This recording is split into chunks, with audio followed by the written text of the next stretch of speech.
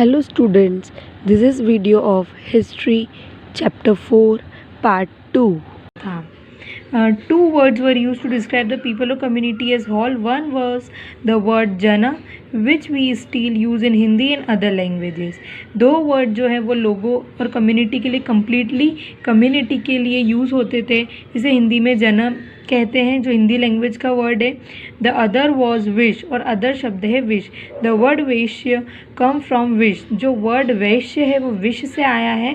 You learn more about this in chapter 5 में आप इसके बारे में और पढ़ेंगे. Several vish or jana are mention by the name, so we find reference to the Puru jana or wish, the Bharat जना और विश, द यदु जना or wish and so on. जो अलग अलग टाइप का जो विश और जना को मेंशन किया गया है, जैसे पुरु जना और विश, भारत जना और विश, यद जना और विश, और बहुत सारे नाम जो है एक कम्युनिटी को दिए गए हैं, वो आप पढ़ेंगे. Sometimes the people who compose the hymns describe themselves as Aryas and call their opponents Dasas or Dasyus. कुछ जो हिम्स जो लोगों ने बनाए हैं, मैंने आपको आगे बताया था, जैसे आर्याज हैं वो खुद को आर्यास बताते हैं और उनके अपोनेंट को दास बताते हैं. This were people who did not perform sacrifice and probably spoke different language. ये लोग वो होते हैं जो कभी कोई सेक्रीफाइस नहीं करते हैं, देते हैं और अलग प्रकार की भाषा बोलते हैं. लेटर द टर्म दासा, द एंड द फेमिन दासी, मतलब मेल को दासा और जो फेमिनाइन है उनकी स्त्रीलिंग है उसको दासी बोलते हैं. केम टू मीन स्लेव, इनका मतलब होता है स्लेव यानी गुलाम. Slave were women and man who were often captured in the war. ये वो आदमी और होते हैं जो युद्ध के दौरान जिन्हें ले लिया जाता है. They were treated as the property of their owner, और इनका ओनर इन्हें अपनी प्रॉपर्टी समझता है. Who could make them do whatever work they wanted, और वो उनसे वो काम करवाता है जो वो करवाना चाहता है. While the Rig Veda was being composed in the northwest of the subcontinent, there were other development elsewhere. Let us look at the sum of the Rig वेदा जो है वो नॉर्थ वेस्ट एरिया में कंपोज किया गया है. वहाँ बहुत सारे डेवलपमेंट भी हुए हैं, हम उन्हें देखेंगे. Silent sentinels, the story of megaliths. Look at the illustration on the next page. These stones boulder are known as megaliths. Literally big stones को megaliths कहा जाता है. These were carefully arranged by people and were used to mark burial sites. The practice of erecting megaliths began about 3000 years ago and was prevalent throughout the Deccan, South India, in the northeast and Kashmir.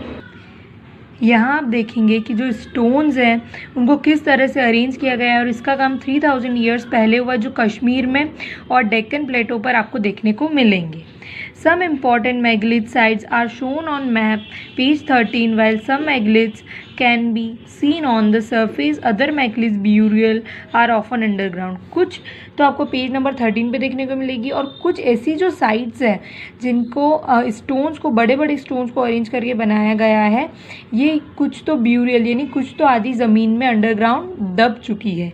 Some by archaeologists found a circle of stone builder, a single large stone standing on the ground. There are only indicate that there are burial beneath. इसका meaning है कि archaeologist ने find out किया है कि कुछ जो burials है या कुछ जो मेगालिथ्स है वो सर्कल फॉर्म में भी बने हुए हैं. ठीक है, वो हमें ज़मीन के अंदर उनका कुछ पोर्शन जो है वो ब्यूरियल यानी गड़ा हुआ मिलेगा. All these burials have some common features. Generally, the dead were buried with distinctive pots, which are called black and red ware. अब कुछ ब्यूरियल्स के अंदर कॉमन फीचर्स क्या है कि हमें डेड यानी जो मरे हुए चीज़ें होती है वो मिली है. कुछ अलग अलग प्रकार के पॉट्स भी मिले हैं जिसे हम ब्लैक और रेड वेयर कहते हैं. Also found are tools and weapons of iron and sometimes skeleton of horse. इसके अलावा पोट्स के अलावा हमें टूल्स और वेपन्स भी मिले हैं, आयरन्स भी मिले हैं, आयरन की कुछ चीज़ें मिली है, स्केलेटन ऑफ हॉर्स, हॉर्स का स्केलेटन भी मिला है, horse equipments and ornament of stone and gold. Horse के जो इक्विपमेंट्स, हॉर्स को जो पहनाया जाता है वो भी मिले हैं, और ऑर्नामेंट्स ऑफ स्टोन्स यानी गोल्ड और सोने और पत्थर के जो गहने होते हैं वो भी हमें मिले हैं। Iron equip found from megalith burials, left of horse equipment, देखो हॉर्स के क्या क्या इक्विपमेंट्स मिले हैं, लेफ्ट बो एक्सेस बिलो ड्रैगर, ये एक्स मिली है और ये ड्रैगर मिला है, dagger.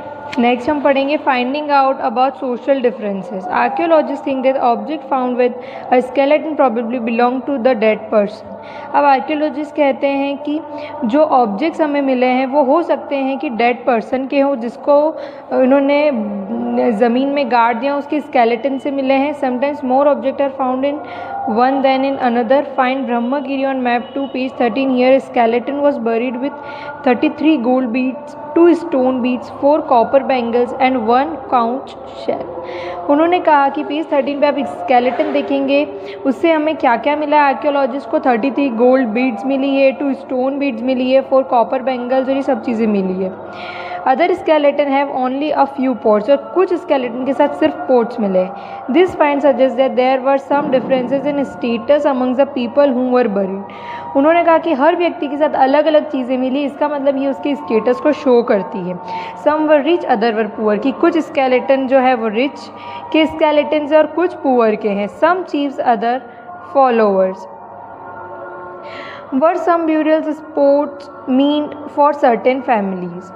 Sometimes megaliths contain more than one skeleton. कभी कभी मेगालिथ्स के अंदर हमें एक से ज़्यादा स्केलेटन मिला है। This indicate that people perhaps belonging to the same family were buried in the same place though not at the same time. ये हमें क्या इंडिकेट करता है कि एक ही फैमिली के लोगों को एक ही जगह आफ्टर डेथ बरीड किया जाता था। उनकी डेथ सेम टाइम पे नहीं होती थी, बट उन्हें सेम प्लेस पर बरीड किया जाता था। The bodies of those who died later were brought into the grave through the pot holes, stone circles or boulders placed on the surface probably served as signposts to find the burial site so that people could return to the same place whenever they wanted to. और बाद में जो dead bodies है उन्हें एक port holes यानी एक holes के माध्यम से उन बॉडीज़ को उस ग्रेव यानी हम कह सकते हैं दफनाने वाली जगह तक ले जाया जाता था। वहाँ पर एक स्टोन्स भी लगा दिया जाता था, स्टोन, जिससे वो ये उन्हें इंडिकेट हो कि ये बरीड साइट है, उन्हें जब भी आना हो वो वहाँ आ सकते हैं। फाइंड इनाम गाँव a map 2 page 13. It is a side on the river घोट ट्रिब्यूटरी ऑफ द भीमा। ये इनाम गाँव आपको मिलेगा रिवर घोट के वहाँ जहाँ भीमा की ट्रिब्यूटरीज बहती है। It was occupied between 3600 and 2700 years ago. ये जो है यहाँ पर लाइफ 3600 से 2700 ईयर्स पहले हुआ करती थी। Here adults were generally buried in the ground laid out straight with the head toward the north. यहाँ पे पाया गया है कि जो एडल्ट है उसकी डेड बॉडी को नॉर्थ की तरफ करके दफनाया गया है। Sometimes burial were with in the houses, कभी कभी तो जो दफनाने का काम है वो घर के अंदर ही होता था। Vessels that probably contain food and water were placed with the dead, और जो डेड बॉडी है उसके साथ वेसल्स यानी बर्तन जिनके अंदर खाना पानी भर कर भी रख दिया जाता था। One man was found buried in a large 4-legged clay jar in the courtyard of a 5-roomed house. एक तो ऐसा बरीड एक डेड बॉडी ऐसी मिली है जिसे एक क्ले जार के अंदर पैक करके कॉर्टयार्ड यानी हम कह सकते 5 रूम्स वाला एक घर था जिसके आंगन में दफनाया गया है, ऐसा आर्कियोलॉजिस्ट को मिला है। In the centre of the settlement this house also had granary. इस घर के अंदर उन्हें ग्रेनरी यानी जहाँ पर धान रखा जाता है वो भी मिला है। The body was placed in a cross leg position, और जो बॉडी है वो भी एक क्रॉस लेग पोजिशन में मिली है। ऑक्यूपेशन ऑफ इनाम गाँव के क्या ऑक्यूपेशन था, क्या काम करते थे लोग। Archaeologist have found seeds of wheat, barley, rice, pulses, millet, peas and sesame है, इन सब के उसको सीड्स मिले हैं आर्कियोलॉजिस्ट को। Bones of number of animals, बहुत सारे एनिमल्स के बोन्स मिले हैं। Many bearing cut marks that show that they may have been used as food. कुछ एनिमल्स ऐसे मिले जिन पे बहुत कट मार्क्स मिले, इसका मतलब है उन्होंने उनको फूड की तरह इस्तेमाल किया है। Have also been found this include cattle. अब उसे कौन कौन से एनिमल्स मिले हैं उन्हें, cattles, buffalo, goat, sheep, dog, horse, ass, pig, sambar, spotted deer etcetera, fish. There is evidence that fruit such as, और वहाँ पर एविडेंस भी मिले हैं कुछ फ्रूट्स के जैसे बेर, आंवला, जामुन, dates and variety of berries were collected, कि ये सभी भी वहाँ पर कलेक्ट की जाती थी। What skeleton study tells, skeleton हमें क्या बताते हैं? It is easy to make out skeleton of a child from its small size. अगर स्केलेटन का साइज़ छोटा है तो हम बता सकते हैं कि वो चाइल्ड का स्केलेटन है।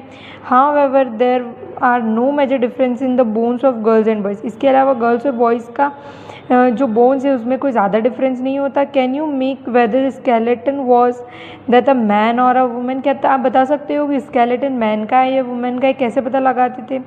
Sometimes people decided on the basis of what is found with the skeleton. For instance, if a skeleton is found with jewellery it is a sometimes thought to be that of women.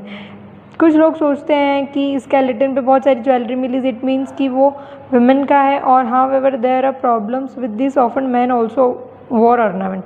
But क्या होता था पुराने ज़माने में, man जो है वो भी ऑर्नामेंट्स पहनते थे, तो ये पता लगाना मुश्किल है कि वो मैन का है या वुमेन का है।